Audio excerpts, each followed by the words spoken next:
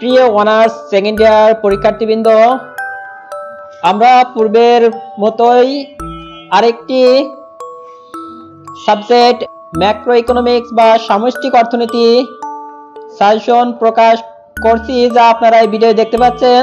অত্র কোচিং সেন্টারে শিক্ষার্থীবৃন্দ, আপনাদের বিশেষ দৃষ্টি আকর্ষণ করছি, এই সাজেশনটি অবশ্যই শেষ করে পরীক্ষা হলে যাবেন। আশা করি এখান থেকে অনেক এবং 100% মার্কেরই অ্যান্সার দিতে সক্ষম হবেন। তো সাজেশনের ফার্স্টে আমরা খ পার্ট খ বিভাগের প্রশ্ন দেখব। পর্যায়ক্রমে আমরা গ বিভাগ এবং এর পাশে রয়েছে 1 নম্বর কোশ্চেন ব্রিফ এর সাজেশনটি আমরা দেখব। তো ফার্স্টে আমরা খ বিভাগ এর কোশ্চেনটি দেখে নিই। পূর্বের মতো আরেকটু মনে করে দিতে চাই, পরীক্ষা ক্ষেত্রে নম্বরের সাথে সময় বন্টন খুবই গুরুত্বপূর্ণ। আমরা আপনাদের দেখিয়েছিলাম 100% মার্কের অ্যান্সার দিতে গেলে কিভাবে নম্বর বন্টন করতে হবে। প্রিয় পরীক্ষার্থীবৃন্দ, এই সাজেশনটির ক বিভাগ সবার শেষে আলোচনা করা হয়েছে। আমরা ক বিভাগটি সবার শেষে আলোচনা করেছি। আপনারা প্রথমেই খ ও গ বিভাগ দেখছেন। তো একটি বিষয় উল্লেখ করা যায় যে প্রথমে আমরা 3টে স্টেপে সাজেশনটি তৈরি করেছি। ফার্স্টে রয়েছে 100% আসার সম্ভাবনা। অবশ্যই প্রথম স্টেপের প্রশ্নগুলো সকলকে দেখে যাওয়ার অনুরোধ রইল। এরপর রয়েছে দ্বিতীয় স্টেপ এবং পরে তৃতীয় স্টেপ। তো আশা করি প্রথম স্টেপের প্রশ্ন থেকে সকল কোশ্চেন আসবে। প্রথমে স্টেপে প্রশ্নগুলো অবশ্যই সকল শিক্ষার্থী এবং অত্র কোচিং সেন্টারের সকল শিক্ষার্থীকে পড়ে যাওয়ার জন্য অনুরোধ রইল। প্রিয় শিক্ষার্থীবৃন্দ, সাজেশনটি পেতে আপনার প্রয়োজনীয় সাজেশন পেতে এই চ্যানেলটিকে সাবস্ক্রাইব করে রাখবেন। আমাদের 12 জন শিক্ষক, অভিজ্ঞ শিক্ষক মণ্ডলী দ্বারা এই সাজেশনগুলো আমরা তৈরি করি এবং অত্র কোচিং সেন্টারে সকল শিক্ষার্থীদের মাঝে প্রদান করা হয় এবং প্রশ্নের নম্বরের সাথে মিলিয়ে নিতে হবে। তো আপনি ফার্স্টের ক থাকবে সংক্ষিপ্ত বা ব্রিফ কোশ্চেন। ক 10টি কোশ্চেনের জন্য আপনি 15 মিনিট ব্যয় করতে পারবেন। এরপর রয়েছে খ সংক্ষিপ্ত প্রশ্ন, যা আপনি 15 মিনিট ইন্টু 5 75 মিনিটের ভিতর আপনাকে এই প্রশ্ন অ্যান্সার দিতে হবে। এরপর রয়েছে গ নাম্বার, যার 5টি করে অ্যান্সার দিতে হবে এবং প্রতিটি কোশ্চেনের 10 করে মার্ক থাকবে। তো সেক্ষেত্রে যেহেতু 10 মার্ক বেশি, সেক্ষেত্রে আমরা 30 মিনিট করে ধরেছি। 30 গুণ 5 150 মিনিট। 150 মিনিটের ভিতর আপনাকে এই প্রশ্নগুলো শেষ করতে হবে এবং বাকি সময় আপনার অন্যান্য কাজে এবং অবশ্যই রোল নাম্বার রেজিস্ট্রেশন নাম্বারটি একটু দেখে আসবেন। তো প্রথমে আমরা ক বিভাগ সংক্ষিপ্ত প্রশ্ন থেকে শুরু করছি। ফার্স্টে রয়েছে মুদ্রাস্ফীতি কি? মুদ্রাস্ফীতির কারণ লিখো। 2 সরকার ঋণ গ্রহণ করে কেন? 3 বাজার অর্থনীতির বৈশিষ্ট্যসমূহ বর্ণনা করো। 4 সমষ্টিক অর্থনীতির সীমাবদ্ধতা আলোচনা করো। 5 ভোগ ব্যয়ের ও চাহিদার নির্ধারকসমূহ কি? 6 মোট জাতীয় ও দেশজ উৎপাদনের মধ্যে পার্থক্য লিখো। 7 অর্থনৈতিক উন্নয়ন পরিমাপের সূচকসমূহ ব্যাখ্যা করো। 8 উন্নয়নশীল দেশের জাতীয় আয় পরিমাপের সমস্যাগুলো কি? 9 জিএনপি এর বৈশিষ্ট্য উল্লেখ করো। 10 মূলধন ও বিনিয়োগের মধ্যে পার্থক্য লিখো। 11 শতস্তম্ভ ভোগ ও প্ররোচিত বিনিয়োগের মধ্যে পার্থক্য লিখো। 12 সামগ্রিক চাহিদা যোগানের ভিত্তিতে সামঞ্জস্য জাতীয় আয় ব্যাখ্যা করো। 13 জনসংখ্যা ও বেকারত্ব সম্পর্ক দেখাও। 14 নম্বর আর্থিক নীতি ঋণ নীতি কি? পার্থক্য লিখো। 15 বাংলাদেশে সরকারি ঋণের সমস্যাবলী কি? এগুলো ছিল শুধুমাত্র খ বিভাগের জন্য। আমরা এবার গ বিভাগের রচনামূলক প্রশ্ন দেখব। রচনামূলক প্রশ্নে আমরা জানি ম্যাক্সিমাম ক্ষেত্রে প্রতিটি দাগে দুটি করে কোশ্চেন আসে, তো সে আলোকে সাজানো হয়েছে। ফার্স্টে রয়েছে মুদ্রাস্ফীতি কি, মুদ্রাস্ফীতি কারণ ও ফলাফল বর্ণনা করো। খ রয়েছে মুদ্রাস্ফীতি নিয়ন্ত্রণের উপায়সমূহ বর্ণনা করো।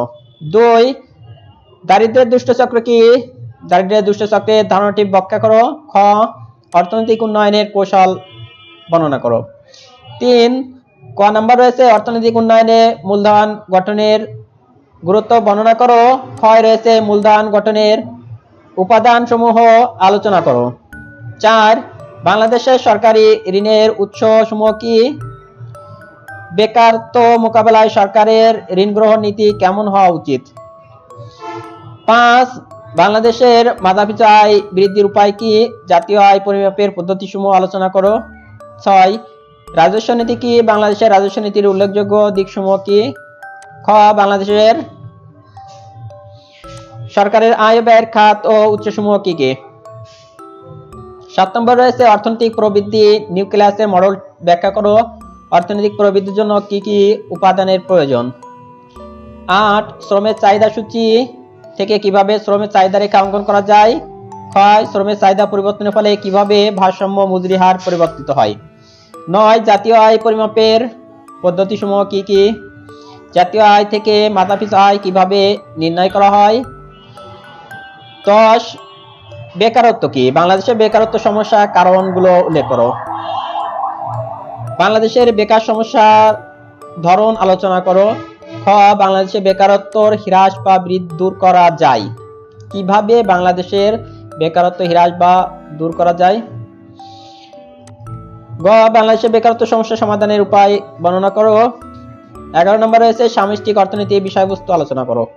সামষ্টিক ও ব্যষ্টিক ও সামষ্টিক একে অপরের পরিপূরক ব্যাখ্যা করো। 12 ভোগ প্রবণতা কি কি উপাদানের উপর নির্ভর করে। খ মোট বিনিয়োগ ও নির্বিনিয়োগের মধ্যে পার্থক্য সমূহ দেখাও। তো আমরা এই কোশ্চেন গুলো আরেকটু সময় থাকলে বিস্তারিত দেখার জন্য অধ্যায় ভিত্তিক সাজানো হয়েছে। অধ্যায় ভিত্তিকের প্রথমে রয়েছে ফার্স্ট অধ্যায় থেকে সামষ্টিক অর্থনীতি ও ব্যষ্টিক অর্থনীতির মধ্যে পার্থক্য দেখাও। 2 সামষ্টিক চালক ও ব্যষ্টিক চালকের মধ্যে পার্থক্য দেখাও। 3 সামষ্টিক মডেল ও ব্যষ্টিক মডেলের মধ্যে পার্থক্য দেখাও। 4 সামষ্টিক অর্থনীতি সমূহ আলোচনা করো ও এর পরিধি বর্ণনা করো। 5 সামষ্টিক অর্থনীতির বিষয়বস্তু আলোচনা করো। 6 সামষ্টিক অর্থনীতি ও ব্যষ্টিক অর্থনীতি একে অন্যের পরিপূরক ব্যাখ্যা করো। সামষ্টিক অর্থনৈতিক গুরুত্ব কিভাবে লিখব। উল্লেখ্য যে এই প্রশ্নগুলো যেগুলো 100% আসার সম্ভাবনা সেগুলো আমরা উপরে একবার দেখিয়ে এসেছি। দ্বিতীয় অধ্যায় থেকে এই পরীক্ষার জন্য গুরুত্বপূর্ণ শর্ট সাজেশনে রয়েছে জাতীয় আয় কাকে বলে, জাতীয় আয়ের প্রবাহ চক্রাকারে ব্যাখ্যা করো, বাংলাদেশের জাতীয় আয় পরিমাপের সমস্যাগুলো উল্লেখ করো, দ্বৈত গণনা সমস্যা কি, অর্থনৈতিক বিশ্লেষণে জাতীয় আয়ের গুরুত্ব কতটুকু, মোট জাতীয় আয় জিএনপি এর বৈশিষ্ট্য লিখো, জাতীয় আয় থেকে মাথাপিছু আয় নির্ণয় করার পদ্ধতি বর্ণনা করো, আর্থিক আয় ও প্রকৃত আয়ের মধ্যে পার্থক্য দেখাও। তৃতীয় অধ্যায় থেকে 7টি কোশ্চেন রয়েছে খ ও গ বিভাগের জন্য। 1 নম্বর ভোগ অপেক্ষক বলতে কি বোঝো, সঞ্চয় ও বিনিয়োগের মধ্যে সম্পর্ক দেখাও, নেট বিনিয়োগ ও মোট বিনিয়োগের মধ্যে পার্থক্য দেখাও, ভোগ প্রবণতা কি কি উপাদানের উপর নির্ভর করে, বিনিয়োগের নির্ধারক সমূহ কি কি, ভোগ ও বিনিয়োগের ব্যবহার করে কিভাবে জাতীয় আয় নির্ধারিত হয়, স্বল্পকালীন ভোগ অপেক্ষকের বৈশিষ্ট্য। চতুর্থ অধ্যায়ে 2টি প্রশ্ন রয়েছে, সামগ্রিক চাহিদা রেখা ডান দিকে নিম্নগামী হয় কেন, যখন সামগ্রিক চাহিদা রেখা লম্ব অক্ষের সমান হয়। পঞ্চম অধ্যায়ে রয়েছে অর্থনৈতিক প্রবৃদ্ধির জন্য কি কি উপাদানের প্রয়োজন হয়, অর্থনৈতিক উন্নয়ন অর্থনৈতিক প্রবৃদ্ধির মধ্যে পার্থক্য দেখাও, অর্থনৈতিক প্রবৃদ্ধি নিউক্লিয়াসের মডেল কি ব্যাখ্যা করো। ষষ্ঠ অধ্যায় থেকে বাংলাদেশের উন্নয়নশীল দেশের বৈশিষ্ট্য সমূহ আলোচনা করো, বাংলাদেশের দারিদ্র প্রধান সমস্যাগুলো কি কি, অর্থনৈতিক উন্নয়ন পরিমাপে সূচকগুলো ব্যাখ্যা করো, অর্থনৈতিক উন্নয়নের পূর্ব শর্তগুলো কি কি, বাংলাদেশের দারিদ্র দূর করার পদ্ধতি সমূহ কি কি, সপ্তম অধ্যায় বেকারত্বের প্রকারভেদ আলোকপাত করো। বেকার ও মুদ্রাস্ফীতির মধ্যে সম্পর্ক দেখাও। বাংলাদেশে বেকার সমস্যা দূর করার উপায় বর্ণনা করো। বাংলাদেশ তথা উন্নয়নশীল দেশের বেকারের ধরন আলোচনা করো। বেকারের অসুবিধা কি? বেকারত্বের স্বাভাবিক হার বলতে কি বোঝো? বেকারত্বের কারণগুলো কি কি? অষ্টম অধ্যায় মুদ্রাস্ফীতি ও মুদ্রা সংকোচনের মধ্যে পার্থক্য দেখাও। মুদ্রাস্ফীতির কারণ সমূহ বর্ণনা করো। মুদ্রাস্ফীতি কি সমবায় সবসময় খারাপ? উন্নয়নশীল দেশে মুদ্রানীতি উদ্দেশ্য সমূহ কেমন হওয়া উচিত? নবম অধ্যায় থেকে গুরুত্বপূর্ণ সাজেশন রয়েছে। ব্যক্তিগত ঋণ ও সরকারি ঋণের মধ্যে পার্থক্য দেখাও। আর্থিক নীতি ও ঋণ নীতির মধ্যে পার্থক্য দেখাও। আর্থিক নীতির উদ্দেশ্য সমূহ কি কি? আর্থিক নীতির স্থিতিশীলতা।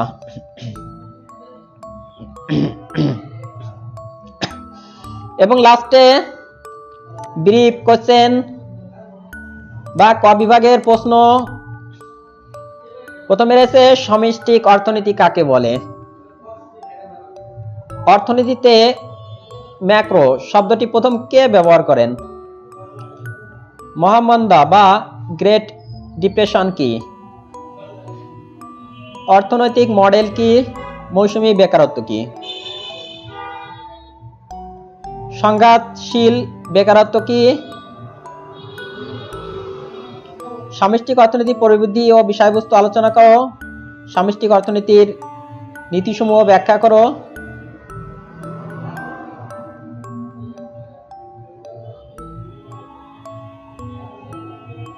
এই প্রশ্নগুলো আমরা পূর্বে আলোচনা করে গেছি। আমরা শুধু খ পার্টের প্রশ্নগুলো একটু দেখে যাব। ক পার্টের প্রশ্নগুলো দ্বিতীয় অধ্যায় থেকে ক পার্টে রয়েছে জাতীয় আয় কাকে বলে? মোট জাতীয় উৎপাদন জিএনপি কাকে বলে? দাম স্তরের স্থিতিস্থাপকতা বলতে কি বোঝো? ডিআই বলতে কি বোঝো? মোট দেশজ উৎপাদন জিডিপি কি? ভারসাম্য জাতীয় আয় কাকে বলে? প্রকৃত আয় বলতে কি বোঝো?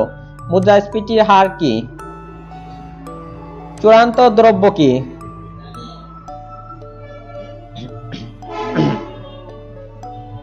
জাতীয় আয়ের গুরুত্ব, জাতীয় আয় পরিমাপের গুরুত্ব, জাতীয় আয় পরিমাপের অসুবিধা, জাতীয় আয় উৎপাদন, ডিএনপি ও নিট উৎপাদনের মধ্যে পার্থক্য বর্ণনা করো।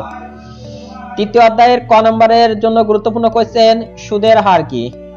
সঞ্চয় কাকে বলে? বিনিয়োগের ধারণা বলতে কি বোঝো? খ ও গ নম্বরের কোশ্চেনগুলো আমরা পূর্বে পড়ে গেছি, আপনারা ইচ্ছে হলে দেখেন।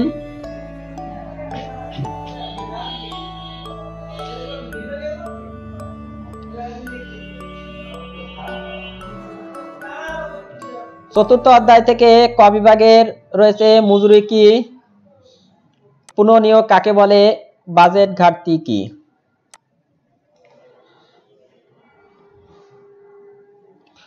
খ ও গ বিভাগে যা পূর্বে দেখানো হয়েছে। প্রকৃত মজুরি কি কি বিষয়ের উপর নির্ভর করে? সমালোচনা সহ মজুরির প্রান্তিক উৎপাদনশীলতা তত্ত্বটি আলোচনা করো। প্রকৃত মজুরি প্রদানের পদ্ধতিগুলো আলোচনা করো। অর্থবাজার ও মূলধন বাজার কাকে বলে? অর্থবাজার ও মূলধন বাজারের মধ্যে পার্থক্য নিরূপণ করো। স্বল্পকালীন দীর্ঘকালীন ফিলিপস রেখার মধ্যে পার্থক্য আলোচনা করো। সামগ্রিক চাহিদা রেখার পরিবর্তনের কারণসমূহ ব্যাখ্যা করো।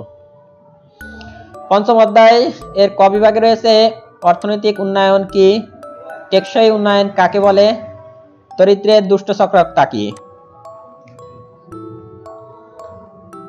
খ ও গ বিভাগে রয়েছে